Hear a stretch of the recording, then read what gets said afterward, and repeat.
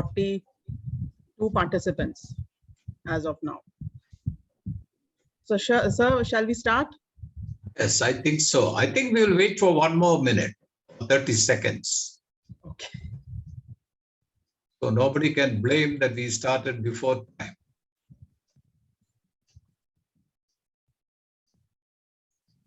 Yeah, now it looks like 9:30. Yes, sir. So, good morning, everyone. Nice to see the ones who have logged in at before 9:30. So, welcome to the second day of the FDP. Today, the first session will be handled by Professor Balasubramanian. I'm not introducing him the way I introduced him yesterday. Yesterday, I think you would have been there while I was introducing sir. I hope you have a great learning experience because sir is an expert in leadership. We all enjoy listening to his sessions. And though I have personally listened and I have attended his sessions many times, it is always a pleasure to listen and attend his sessions. So welcome, sir. Thank you. Welcome. And to all of you, happy learning. Anything, please text me. Okay, so welcome to the session. Now we have, I think, 52 participants, sir. Over to you. Thank you. Thank you very much. Good morning to everybody. And one good thing about Vandana is she's very generous with kind words. Good morning, sir. Good morning. Good morning, Narmada Rao. Thank you, Vandana, for those kind words. Let me see. I think yesterday, all of you must have gone through a session on the fundamentals of leadership. Some leadership theories and some of the techniques of leadership, etc. What we are going to do today is to discuss about the challenges for leadership today. In today's scenario, in today's situation, in today's context, what are the challenges for leadership? And therefore, what should a leader develop for himself in terms of skills? Now, when I say himself, I also mean herself. It is gender neutral. Okay. If you ask anybody what is leadership, I'm quite certain that if you ask 300 people, there will be 1,000 definitions of leadership. Almost everyone has a definition for leadership. And some of you tell me, what is your concept of leadership? What is leadership? Anybody? So leadership is the quality of making things by others, and a leader is one who also does along with his subordinates, not like a boss. Boss only dictates the information, whereas leader makes them to learn and he will also participate with them. Okay. That is what a leader does. My question was slightly different. What is leadership? Not what a leader does. That is not my question. My question is, what is your understanding of leadership?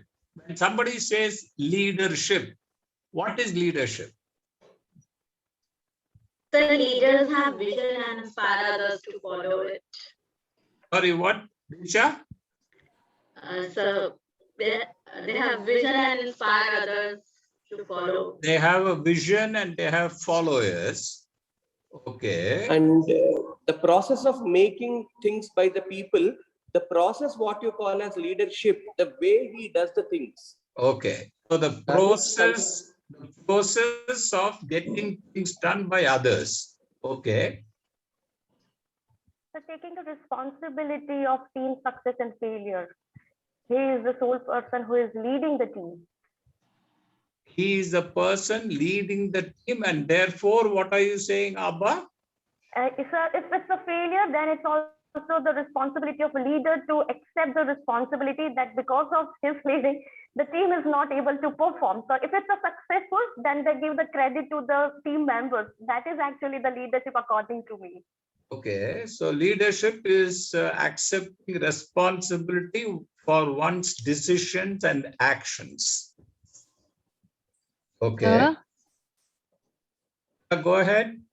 Sir, I would say leadership would be the one who stands for the cause, who fulfills the cause for he is called for. At the same time, leadership is about standing up for a cause. For a cause means whatever it is, and at the same time making sure that and at the same time making sure that the team is also along with him.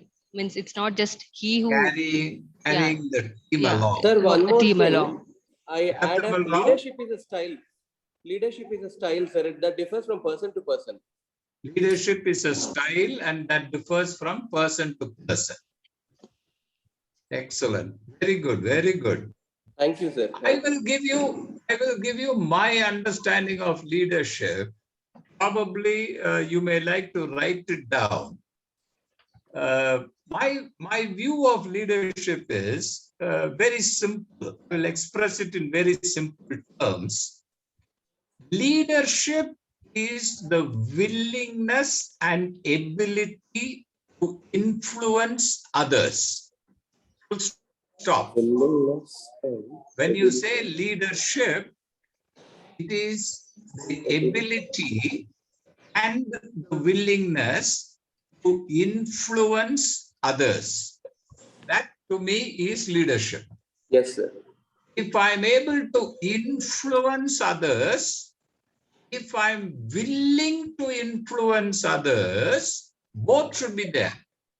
Ability and willingness. You may be able to influence, but you may not be willing to influence. You may be willing to influence, but you may not have the competence. You may not be able to influence.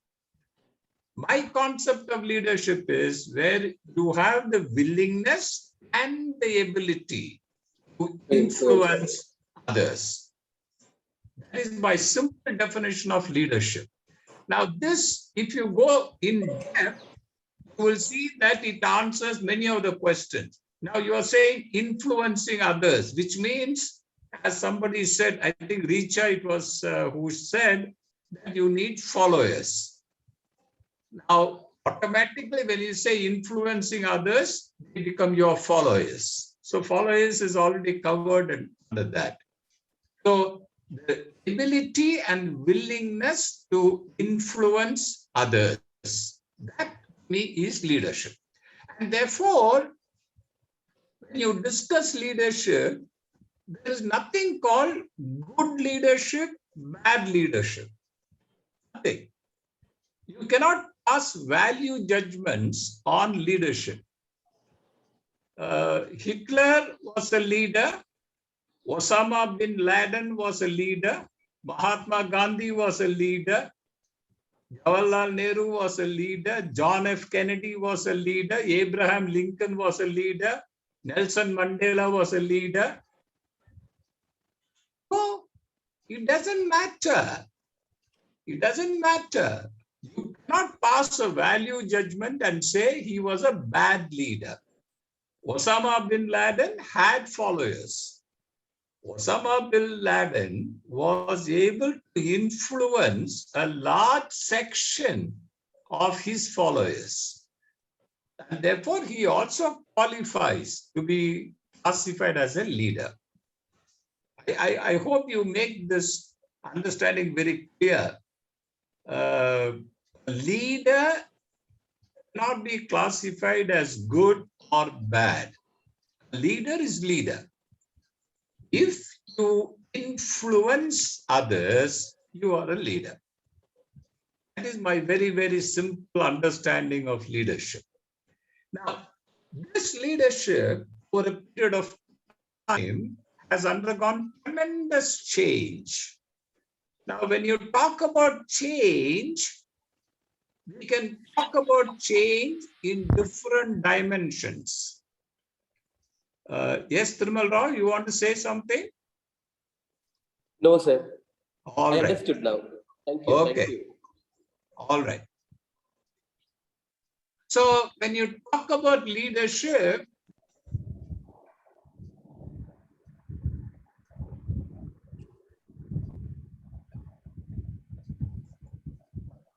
now there are some external factors which influence your environment. You have the political changes, you have the economic changes, you have the social changes, and you have the technological changes. You can also say that there are changes legal. There are legal changes. So you can say that I want to restrict myself. If you are talking about today, what are the changes that have happened in the environment around you? And that environment I am dividing into 4 major parts.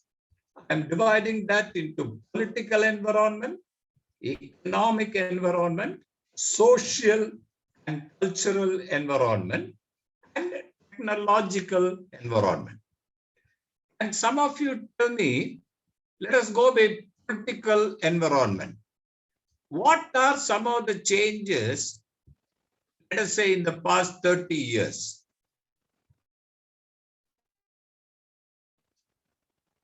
30, 40 years. What are some of the changes that have happened in the political environment?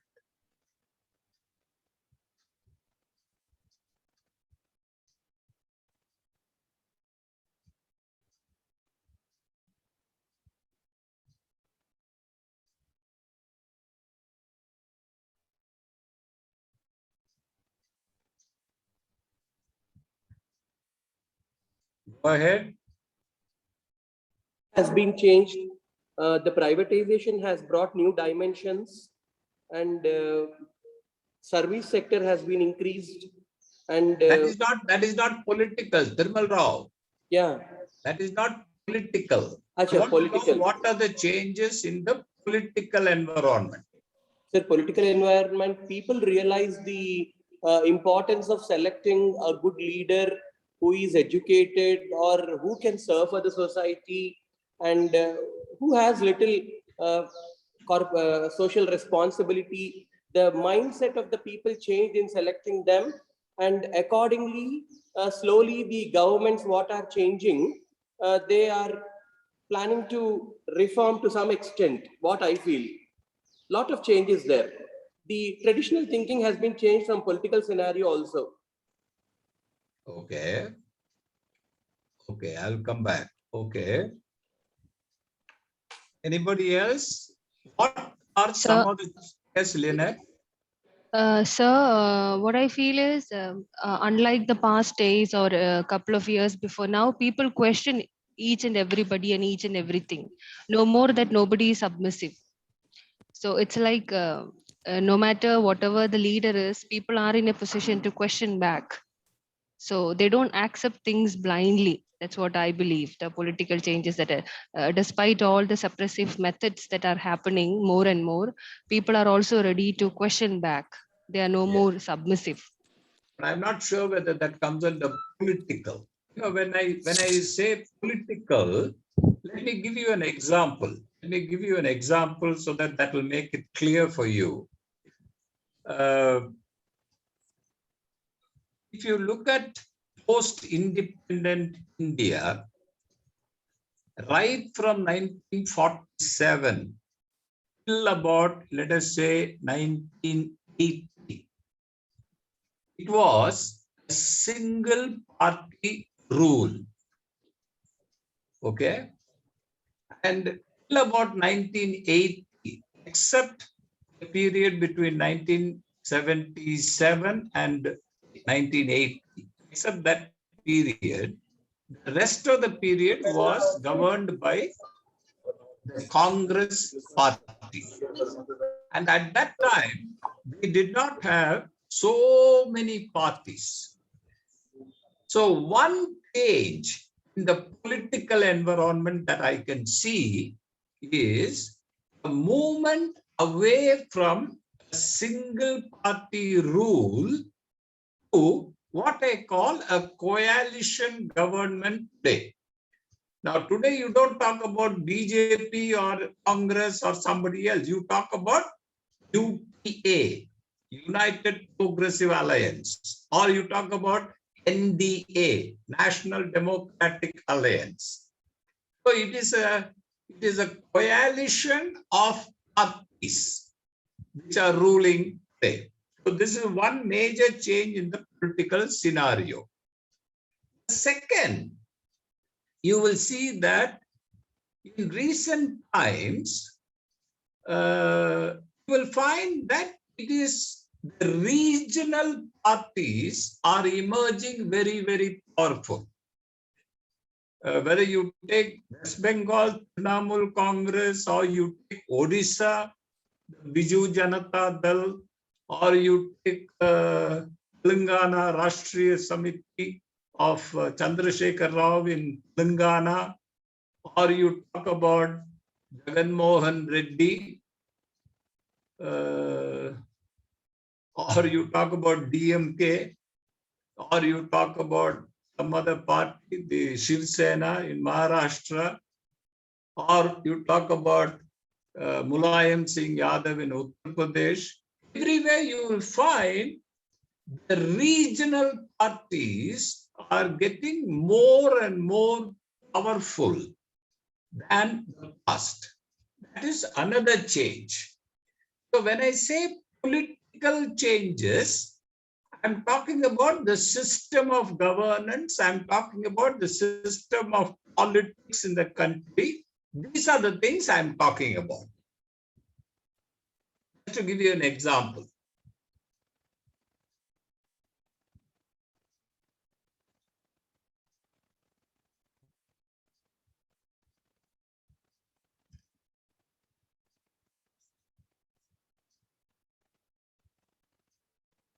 You think about 2004 to 2014, when you had the UPA government in power.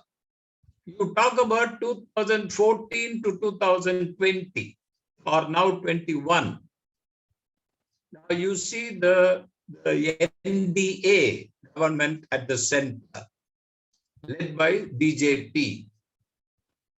Now, what are the changes that have happened? Can anybody name it? Very good morning, Has there sir. been any? Sorry? Very good morning, sir. This is Dr. Kavita. Yes, Kavita. Sir, the biggest changes, what has come up from the 2004-14 ideology, in 14 to 20 ideology is about nationalism. The biggest factor, what I perceive, is the power and the saga of unity and bringing the country in one language, especially the Article 370 when we talk about. It is a big move which has brought India into one shape, one rule, one regulation, and many other judicial and legal reforms which had happened. Like recently, I've noticed, sir, that three women have been in the law, judicial system, which is the first time, and the women empowerment also coming up. No. Kavita. Yes, sir. I don't want to enter into an argument now. All that I'm saying is Article 370 was only for the state of Jammu and Kashmir. Right, sir. It's a political thing. That has nothing to do with the unity of India. See, don't confuse. India has 29 states. And Article 370 was referring only to one state called Jammu and Kashmir. That doesn't mean that by repealing that Article 370, you have united India. It is a wrong statement, no, Kavita? Anyway, we will not argue on that because that is a political discussion. The second point is... No, sir, just want to ask, like in the same country, when we talk about 29 states, No, now it is 28 states because J&K still has not got the state part. So when we talk about the 29 states, that means there has to be some uniformity and a regulatory part of one country, one nation, one flag.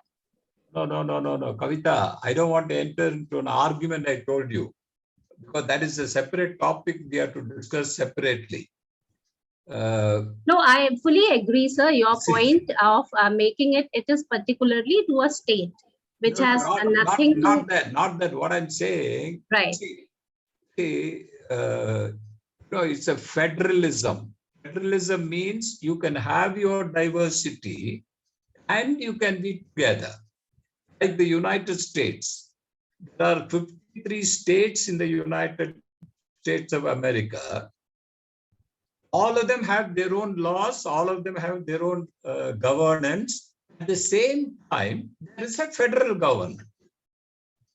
Exactly like what we have a central government, we have a state government. Everything doesn't have to be the same. You can find unity in diversity. Our Indian culture is diversity. You must find unity in diversity. Understood. You cannot make everything the same. See, Tamilian cannot be the same as Kannada. Kannada cannot be the same as Uttar Pradesh. Uttar Pradesh cannot be the same as Madhya Pradesh. Madhya Pradesh cannot be the same as Maharashtra. We are a country of diverse people. That should be respected.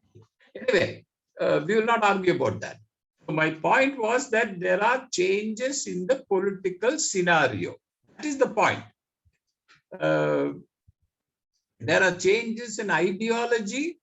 There are changes in the government structure, as I told you. Then there are changes in the national parties, right? The regional parties are coming up. So this is one change on the political scenario. Let us go to the economic scenario. There are many changes happening on the economic changes. Like, for example, I'm sure all of you know about 1991, the so-called liberalization of the economy by Dr. Manmohan Singh, who was the finance minister at that time.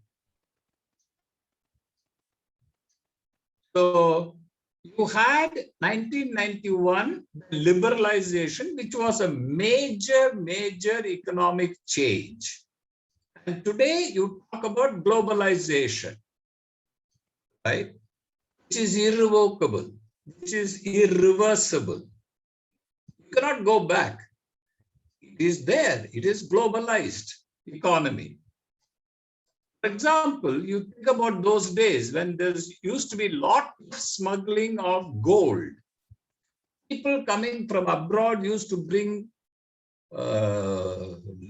heavy loads of television and refrigerators and all kinds of stuff they used to bring into the country. Today, nobody does it because everything is available.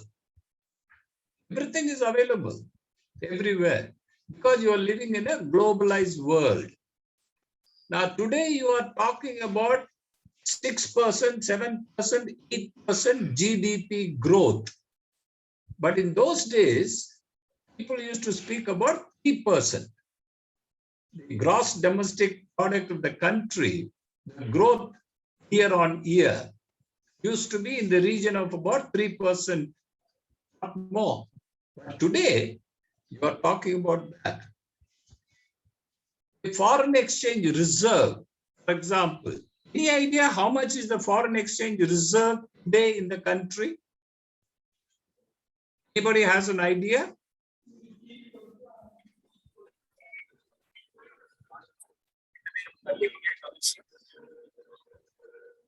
Ravindra Reddy?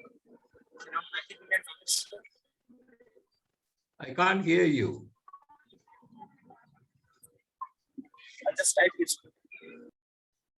It is almost $500 billion, almost $500 billion US. And in 1991, we didn't have the foreign exchange at all. We had to sell gold to the Bank of England in 1991. We didn't have foreign exchange. So if you talk about the economic changes, there are changes there also.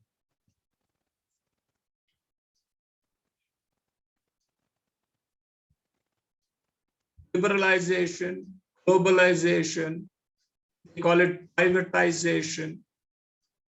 For example, till about 1983, we used to have only two types of cars. We used to have the Fiat, which was later called Padmini, and we had the Ambassador. Until Maruti came in. Maruti came in around 1983. No other car. Today you go on the roads of India, you will find all the cars. So many brands, so many companies have set up facilities in India. Now you talk about telephones.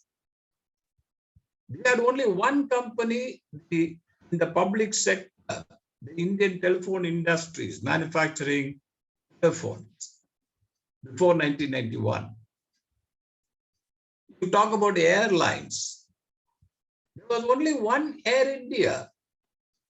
The domestic was called Indian Airlines, international was called Air India. That's all you had.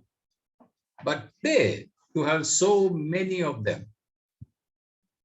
You have Indigo, you have SpiceJet, you have Vistara, you have so many today. So there has been a tremendous change in the economic scenario.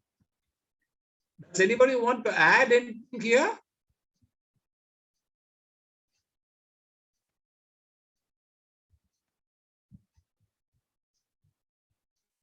If you want to add anything here at this stage?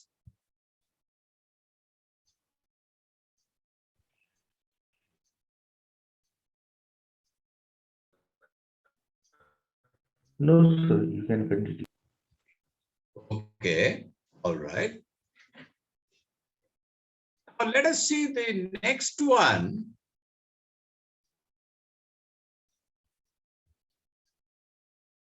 Socio-cultural environment, the so-called demographic dividend. Now, all of you must be aware that India probably has the youngest population in the world. Okay. Now, it is estimated that by 2025, in India, the people in the age group of 15 to 35, which is the young group, almost 600 million people, more than 50%, almost about 60% of the population of India will be in the age group of 15 to 35. That is something we call demographic dividend. That means you will have a young, active population. Now, it has got its own impact on the society because you need to find employment for them. But these are the reality. There is a tremendous amount of urbanization, people moving away from the rural area. Now, for example, if you talk about the GDP of India, roughly about 60 to 65% of India, the GDP is from the service sector. Roughly about 60 to 65. Around 20 to 25 is from industry, manufacturing. And the rest, about 15%, is from agriculture. And that is fast changing because people are moving away from agriculture, moving towards urbanization. In fact, one of the complaints, if you go to the rural areas of India, one of the complaints is you don't have people to work on the farm, on the land. You don't have people. Everybody wants to move towards the urban sector. There is a tremendous amount of urbanization. Is there anything called Indian culture? No. Everything is a global. Whether you talk about language, whether you talk about eating habits, whether you talk about dressing, anything. There's nothing called Indian culture. It's all global culture, thanks to technology. Thanks to technology. So you will find that on the social front, there have been tremendous changes. Any comments? Good morning, sir. I'm Rajni. Yes. I would just like to add my observation in previous, when you talk about economic factors and then socio-cultural. I come from a state, Meghalaya, in the northeast part of India. And when you come from Meghalaya? Yes, come from Meghalaya, and okay. I would just like to register a few observations. When liberalization happened, the region which is supposedly cocooned from the rest of India, liberalization was a very good initiative because it brought in BPO, and a lot of our youth could go and work in these BPO. The fact that the English speaking, a lot took up very high positions, and they were team leaders. So the whole, how the economy changed the aspect of leadership, how this economic opening also changed the socio-cultural, because we were supposed to be considered as cocooned, but it gave us a avenue to come out socially also and lead the others. So I just had those observations to share as you were talking about. Thank you very much, Rajani. Thank you very much. That was a very good observation. That has opened up a lot of vista. You know, this liberalization that happened in 1991, we really can't imagine the life before that. Now, many of you may not have experienced, those of you who are less than 30 years of age did not pass through that stage. But some of us who are older, we know what it was before 1991. And it was completely different. Thank you, Rajani. Back to socio-cultural, there are tremendous amount of changes happening here as well. And lastly, technological. Now, whether you talk about communication technology or you talk about information technology, mobile technology, social media, there has been a tremendous change in the past about 15 years. In fact, jokingly, I always tell people, it is no longer BC and AD. You know, earlier we used to say before Christ, Anno Domini, that's what we used to refer. But nowadays we call BG and AG, before Google, after Google. That is what we call today. Because there is tremendous change, unbelievable. गई थी 9:30. आप भी अभी check करके आओ ना. मैं 9:30 में गई थी. उसने 9:15 में कि मैं ले लूं, फिर एक बार 9:13 भी जाके आई थी. Can you mute yourself, Shipra? आते तो वही. Thank you. So there is a tremendous change in the technological field as well. Tremendous change that is happening. Imagine today, can you be without a mobile phone? Can you be without WhatsApp? You can't. You can't imagine a world where these things are not available. For the very fact that we are having a virtual FDP, we are using technology. imagine a situation where this was not available. We wouldn't have had the FDP. I mean, in every walk of life, there is a change. When you talk about technology, you must realize the world population is something like about 7.5 billion people. That is the world population. Over 5 billion people are connected to the internet. Over 5 billion. That means about 70% of the world is connected to the internet. Over 4 billion people are on social media, whether you talk about Facebook or Instagram or anything, share chat, WhatsApp, anything, YouTube. And there are over 5 billion mobile users. And these are all statistics. These are all published statistics. You can imagine the change that is happening. Imagine the change. Massive change.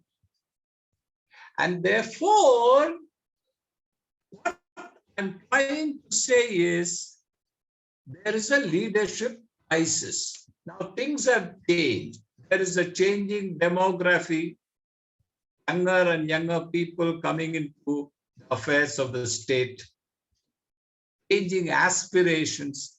People have different expectations. People have different aspirations, changing values. For example, I always jokingly say, you know, in the olden days, a daughter-in-law would not even enter the room where the father-in-law is seated. Even if she enters, she would not sit before him. I talk about the olden days. Even if she sits, she would not even look at him straight because it was to bow down your head. Today, can you imagine that? Except in very, very remote villages of India, where it is still practiced. But otherwise, generally, you will not find that. Does it mean there is no respect? No, it doesn't mean that. It only means that the respect has taken a different form. It is in a different way it is expressed. For example, how does your daughter or son call you? Mummy. In the olden days, probably Ma, Ma, right? Papa, Dad. Today is Dad. And today is Hi. There are so many changes. Does it mean that the basic respect is lost? No. It is still there. It's a different form. And then you got the changing technology. Now, all this put together is creating a different business environment. Now, when I say business here, I'm not talking about only commercial organizations. I'm talking about any business. And that is the leadership crisis today. Any comments from anybody?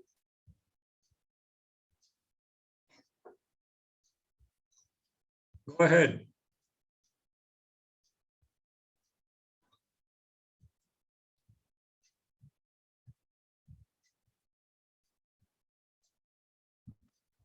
Any comments?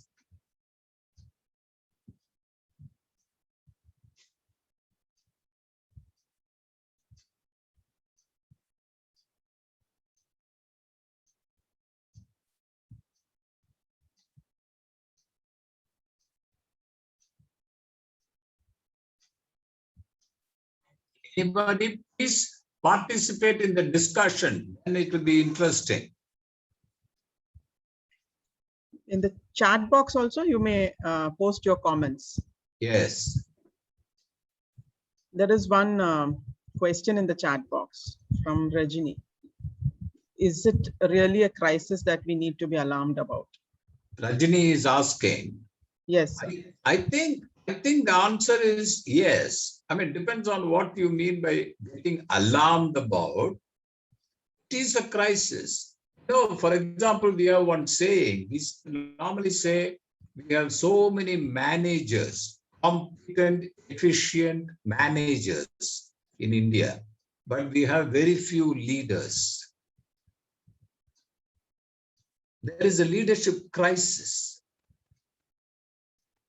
because many of us are not willing to change. That is the cause. The cause is that many of us either are not able to change or not willing to change. Sandeep, you want to say something? You are muted.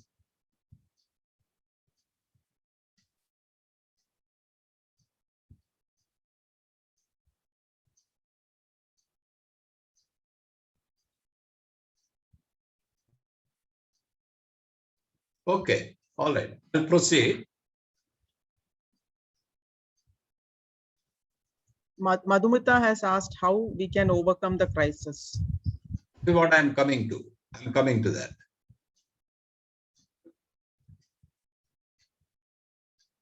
And therefore, what does it mean? This crisis that you have, the changing aspiration, the changing demography, changing values, etc., etc. We saw, what does it mean? It means that there is a paradigm shift. What is the paradigm shift? We are moving away from competition to something called collaboration. I think all of us are moving away from competition to collaboration. You will find that even people who were considered arch enemies, they start working together to produce a synergy. Now, for example, you take Google and you take Microsoft, traditional arch rivals. You will find that in many areas they work together. Microsoft and Google, they work together, they collaborate. For example, you take Indian Oil Corporation and Reliance Industry, both in petroleum. They collaborate because Indian Oil has its own strength in marketing and Reliance has its own strength in production, operations. So why don't you take advantage of your strength and my strength and create a synergy? That is the new thinking. From competition, move to collaboration. The second, from reactive to proactive, which means I don't wait for something to happen and then react. I anticipate what is going to happen and then take proactive decisions. That is what we should do. We should not wait for something to happen and then react to that situation. We should anticipate the change. Now, it is no longer authority. You cannot say, I'm the director, therefore you will do it. I'm the managing director, therefore you will do it. I'm the teacher, therefore you will do it. No. If you have the knowledge, if you have the competence, if you have the skill, we will respect you. Not by virtue of your position. Earlier in the beginning of today's session, somebody was commenting, today we are able to question everything. Somebody made a comment, one of you. It's not only questioning. Today, A leader is not one who exercises authority. A leader is one who emerges. People look upon that person as a leader. People look upon that person as somebody worth going to. That is what happened. Even if politically, if you look at, I don't want to go much deeper into that. Between, let us say, Rahul Gandhi and Narendra Modi or something, you will find that the clash is essentially that. You call it dynastic rule. By virtue of belonging to a family, you are trying to exercise authority. No, that will not work in today's world. And lastly, individual to team. It is no longer the individual. The individual brings competencies, contributes to the team, and the team rewards the individual. Individual to team to individual. So whatever you do has to be a group and a team performance. For example, yesterday, I don't know how many of you are interested in cricket. How many of you watched the test match between England and India yesterday? Jasprit Bumrah was exceptional in bowling yesterday as an individual. But ultimately, the success yesterday was because of the team. So you will find that we are moving away from individual competencies, individual skills to team, which recognizes the individual. So this, in my view, is the changing paradigm today. All these, what does it mean? It means that there needs to be a mindset change. It's a challenge for changing the mindset of the people. It's a great challenge because mindset doesn't change easily. So that is the challenge that you have today. Leadership challenge is a change of mindset. Accepting the changing aspirations, accepting the changing values, accepting the changing demography, accepting that there is a need for us to change the paradigm, adapt ourselves to the paradigm. No longer competition, it's always collaboration. No longer being reactive, but proactive. No longer exercising one's authority. Authority means position, designation. You can't exercise and command. You can't. It is out. Any comments so far?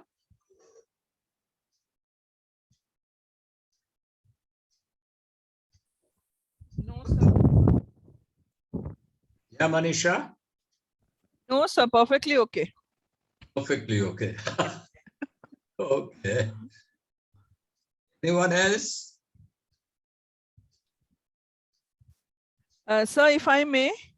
Yes, please. Sir, it is actually not related to this topic, but yesterday I wanted to ask you something, but I never got a chance. Please go ahead. Yes, I think, no, I don't.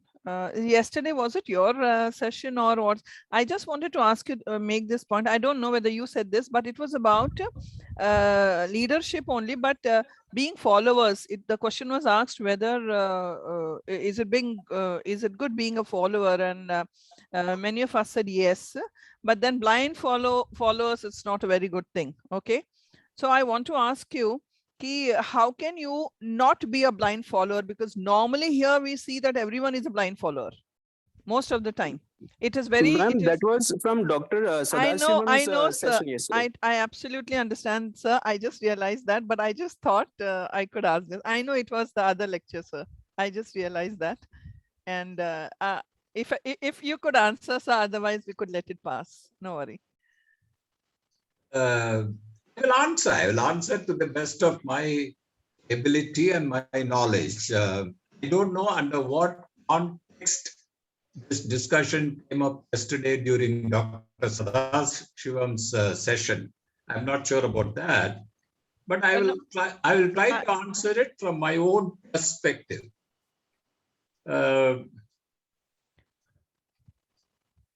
Who are followers? By definition, followers are those who have been influenced by the leader, by definition. Okay, because I said in the beginning, leadership is the ability and willingness to influence others. That is how I defined leadership. Which means the moment I influence somebody, that somebody becomes my follower.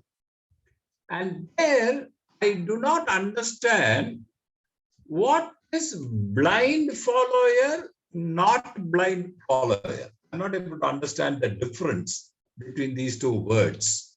A follower is follower. What is blind follower? Manisha? I don't know, sir, because I agree with you here, and that's what I wanted to ask. But I think from whatever that I'm trying to understand, blind follower may be, you know, just not using the mind and the brain and just following the whatever that the leader says and not having your own say. Could leadership itself is emotional, right? True. Leadership can never be rational. Leadership cannot be based on reason. Leadership is an emotive issue. True. People follow. Now, for example, I gave you the example of Osama bin Laden, right, who I consider as a leader. Whatever people may say, good, bad, I'm not going into that. Now, if you start questioning the logic, if you start questioning the reasoning, if you start questioning the values, you will no longer be a leader, you will no longer be a follower. True. So many people follow our Prime Minister. Some people say it is blindly. But the moment you start looking at the logic, looking at the reason, etc., no longer you will be the follower. So, me, in a very simple interpretation of this, I don't want to get into an argument. Me, follower. Rajalakshmi, you have to mute yourself, please. Rajalakshmi, you need to mute yourself. Thank you. So, me, a follower is a follower. There's nothing called blind follower. There's nothing called reasonable follower. That is my understanding, Manisha. Absolutely right, sir. Because we follow somebody or we make them our leader just because we also accept the principles and values or philosophy. I think that's absolutely right. Otherwise, you won't follow, right? Yes, you sir. Won't follow Very true. Thank you so much, sir. And I'm so sorry for this diversion. No problem at all. We'll come back. No, diversion is always good once in a while. Yes, once in a while. Yes, sir. Thank you. Yeah, thank you. So, I was saying that leadership challenge today is a challenge for mindset change. That is the challenge today, basically. All right. All this, what I said so far about economic changes, political changes, social changes, technological changes, all that. The reason I was explaining all that is there are so many changes around us. Many of us, we are not willing to change. We are not willing to see that there have been so many changes. We need to adapt ourselves. We need to look at things differently. We are not able to do that. That, to me, is the major challenge for leadership today. And therefore, what should we do?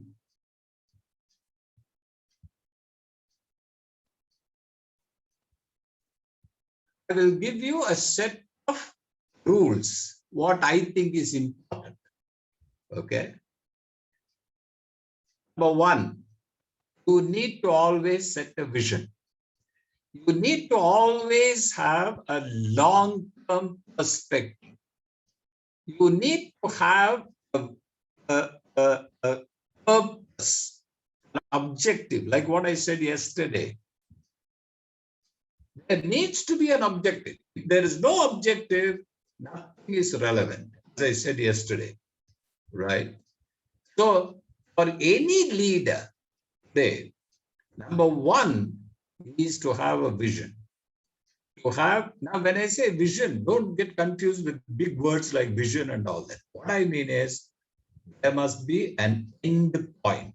You must look for a purpose in whatever you are doing. There must be a purpose. This is rule number one. Rule number two, leadership should be based on values. Again, values, I'm not going to pass judgments. I'm not going to say good values, your values are better than my values are better than your values. Nothing. Values are values. All right. And as I said yesterday, the values arise out of the principles and faiths, which are the root of the tree. And the trunk is called the value, like as I said yesterday. And therefore, you need to set certain ethical principles, certain faith. This much, yes. Beyond this, no. Values should be uncompromisable. Come what may, should be the word. Come what may. I shall not. Suppose you say, one of my values is respect for elders. It doesn't matter who the elder is. He can be a beggar, he can be a rich man, he can be somebody who is very wealthy. It doesn't matter.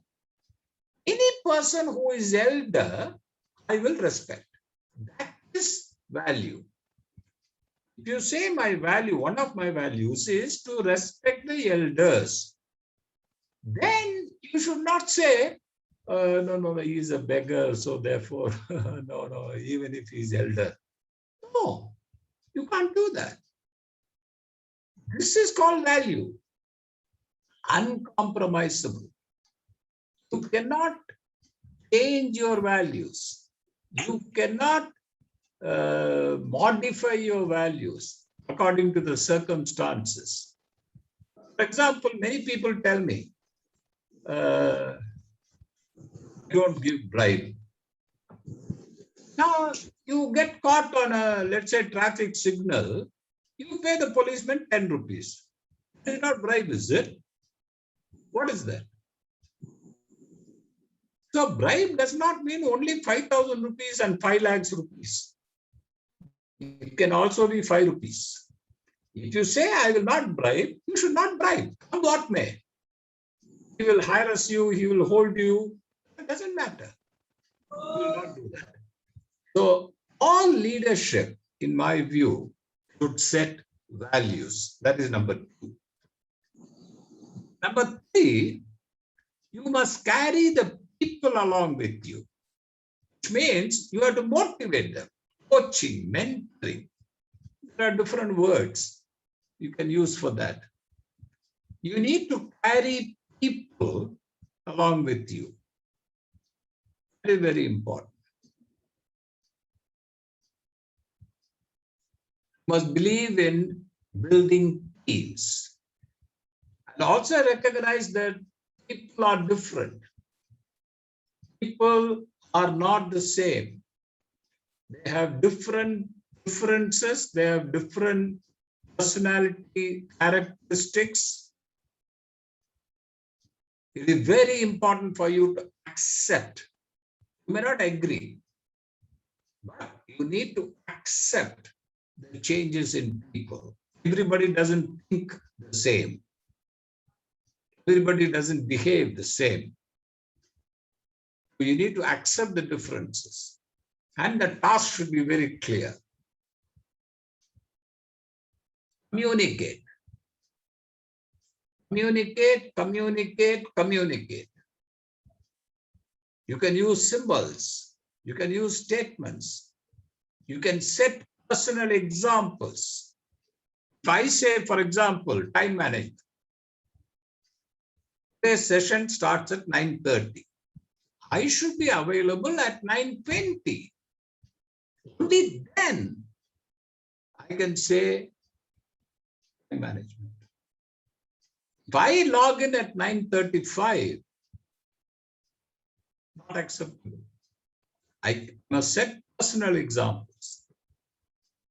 And whatever values I have, whatever vision I have, I should make it a shared vision by communicating to all my followers.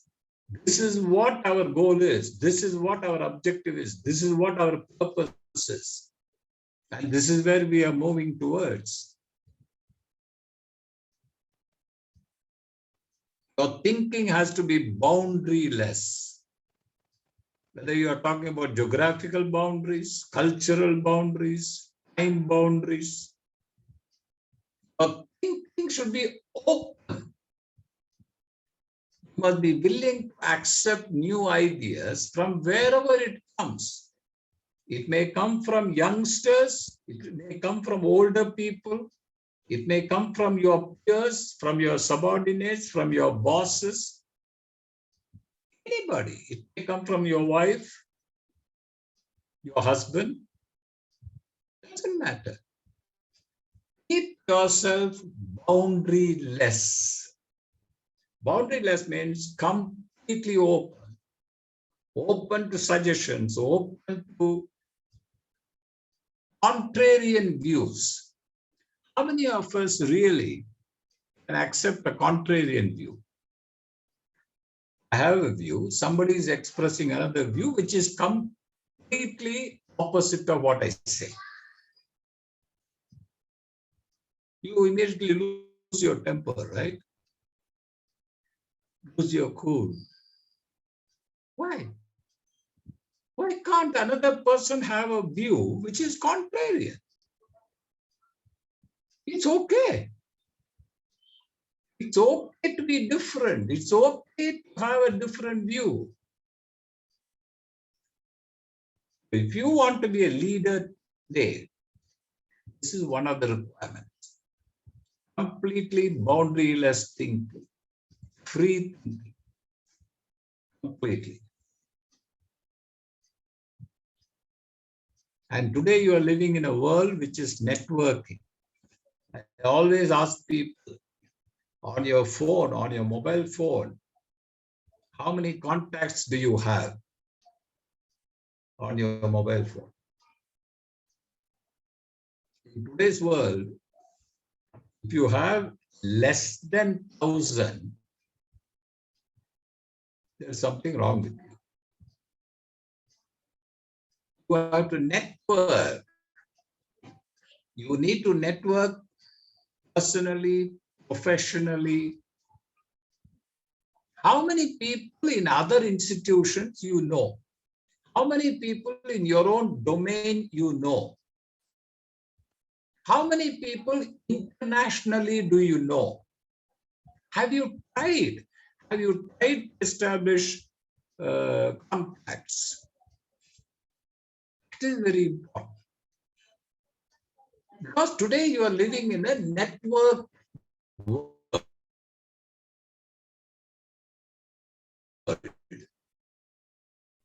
Completely networked, thanks to technology, mobile technology, communication technology, internet.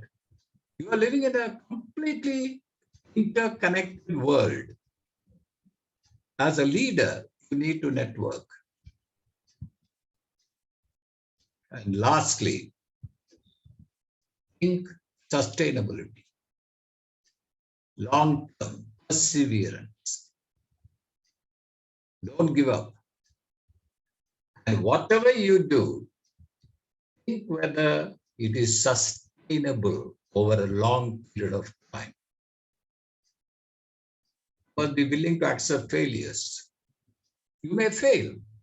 That's okay. It's okay to fail. Nothing wrong. It's okay to make mistakes, but don't make the same mistakes again. Learn. Learn from that mistake and move on. So, sustainability. Now, you can also use sustainability in the context of environment, the planet.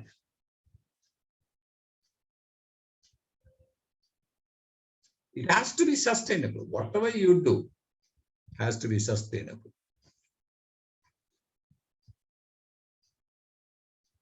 So this is what I wanted to share. And I wanted to socially responsible is one more slide I have put. Whatever we do, we have to be socially responsible. And I wanted to end with this. An army of sheep led by a lion would often defeat an army of lions led by a sheep. It's all about leadership. It's all about leadership.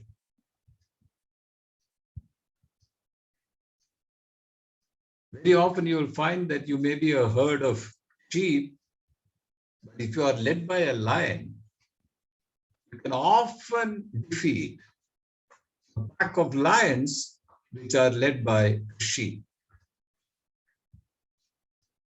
It's always possible.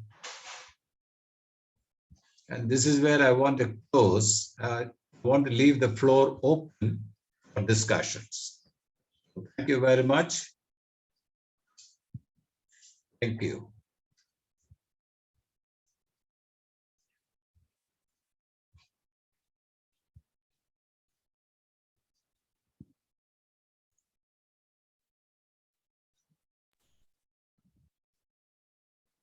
Thank you very much, sir. If I may. Yes, please go ahead. Yes, I totally agree with your last slide, what you said, because I've been working since long, sir, and I remember long ago when I was working in an institution, and there was a lack of, we had, of course, a leader, but there was a lack of values and principles, and that really, and I had to leave the institution because I believe I'm a very principled person, and it was very difficult for me, and there were so many clashes, because I believe that if you're a leader, you don't always have to go about creating an impression. You have to take certain decisions which are really, really tough.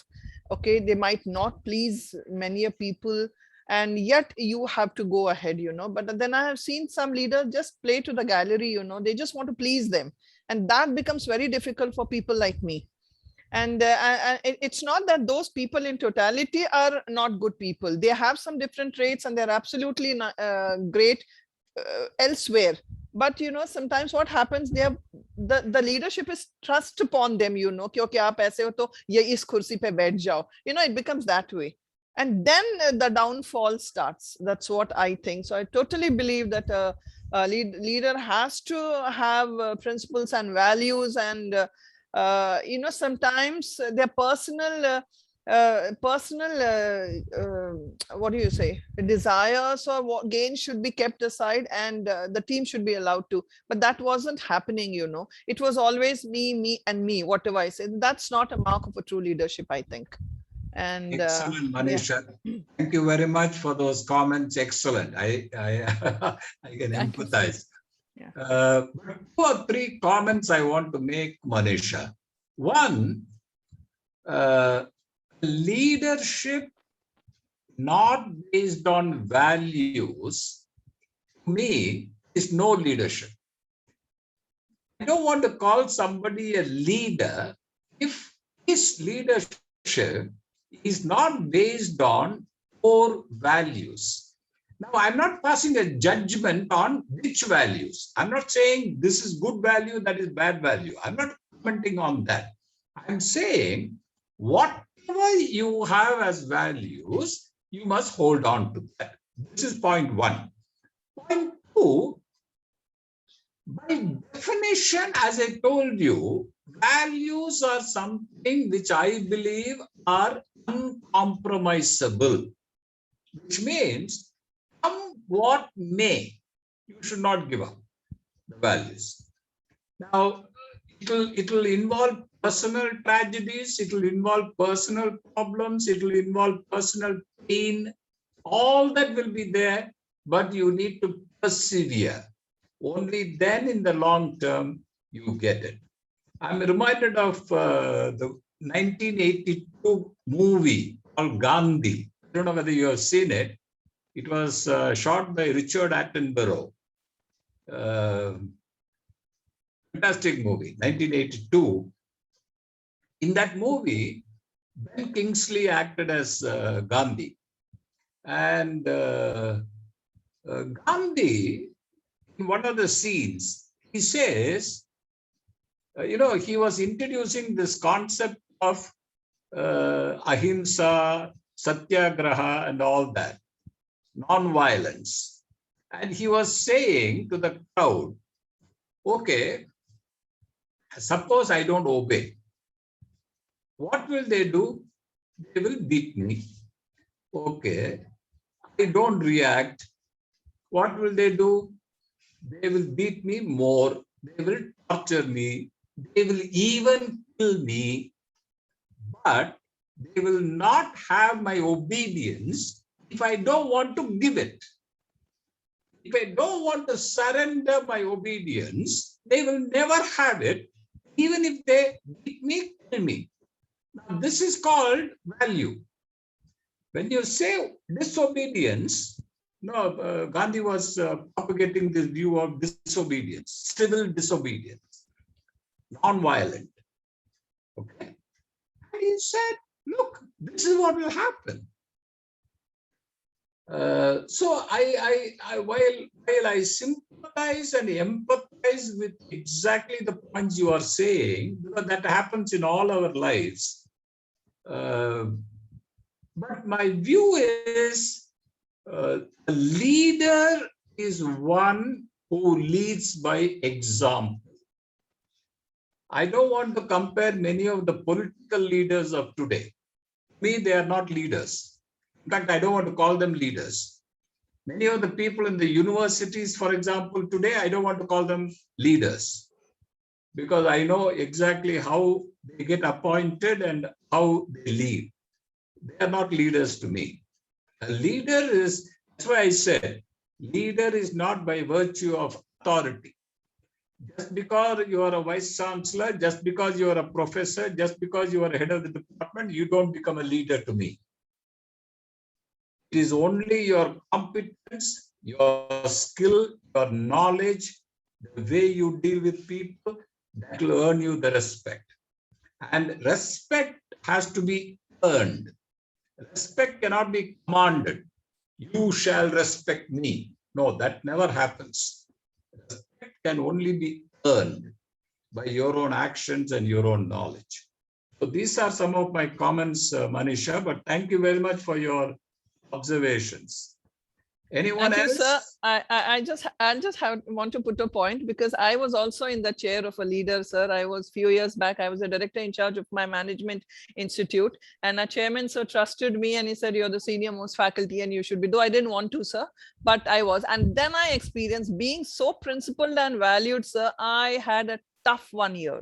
Of course. And then yes, it was so tough, sir, because every step they wanted me to compromise my values, which I didn't budge. I put up a very good, I had to put up a fight, sir. But I want to congratulate you for not succumbing to that, not surrendering to that. So I had a very tough time, but I didn't. Then he wanted me to sign the dotted line again for the next year, and I said, "Sorry, sir, I'm not going to do that." I will not. And I left that position, sir, but I resumed being an assistant professor, but I didn't continue with that. So Bahut badai. Bahut badai. Thank you so much. Anyone else wants to comment? Sir, may I, Professor? Yeah, Shalu, go ahead. Good morning, sir. It is really wonderful to hear you always. And I really like this session because it was not based on theoretical part. It was very practical so that, we can connect. I just want to make one statement and I want your feedback if I'm right or wrong. Now, what I understood is leadership is not based on the number of followers. Leadership is not based on the authority. Leadership is not based on values also, because value might differ. It depends upon if you have your people who are working or who are trusting, if they are growing, if they have that unconditional trust on you, and if you're working in a sustainable environment. So this is the perfect definition of leadership. I would agree with you 100% of what you are saying, except the last one. While whatever you do, whatever decision you took has to be sustainable. At the same time, I will go back to my original definition of leadership. Yes, sir. The ability and the willingness to influence. If I'm influencing a group of people, I'm a leader. Perfect, sir. And that should be based on values. That should be based on a purpose or a vision. I should communicate that in every action of mine, every word of mine, everything I do. I need to communicate that. And I should have a wide network. And these are some of the characteristics I would think, Shalu. But I would agree with you that, it doesn't come from position, it doesn't come from authority, it doesn't come by designation. Right. So at such a junior level, a person like me, I would definitely start working now so that in future, I will try to become a good leader, sir. Absolutely. In fact, even if you are a junior, you can be a leader. Hey, Shalu, my suggestion is go by the word influencing others. Right. Even if you are a junior, let us say 10 people in your institution or 10 people across around you, they want to follow what you are saying. They come to you for advice. They come to you for suggestion. They come to you for opinion. That means automatically you are a leader. Right, sir. You don't have to wait. Yes, sir. You don't have to wait to become head of the department or a dean or a director or anything like that. Not required. Right, sir. Very clear. I am very clear in my thoughts now, sir. Thank you. Thank you so much, sir. Thank you. Vandana, over to you. Thank you very much. Thank you very much, sir. As I always say, it was an absolute pleasure listening to you. And thank you, participants. I saw a lot of active participation from most of the participants. And from the comments and the way the session went, I believe that there was immense learning for all of you. So I'll share the PPTs. And sir, you can see in the chat box, there are many comments which are very, very positive. Thank you. Thank you. Thank you, everyone. Thank you, sir. Thank you for Thank you. Time off. Thank you so much. Thank you. God bless. Participants, you can see that there is a link for the feedback. Please give the feedback in the link. We will start the next session around 11:25. We'll take a break and maybe 11:25 we can start the other session. Is it okay? Yes, ma'am. It can be in the same link.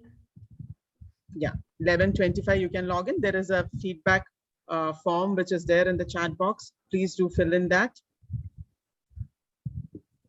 And I hope it was a good session. And we will start with the other session.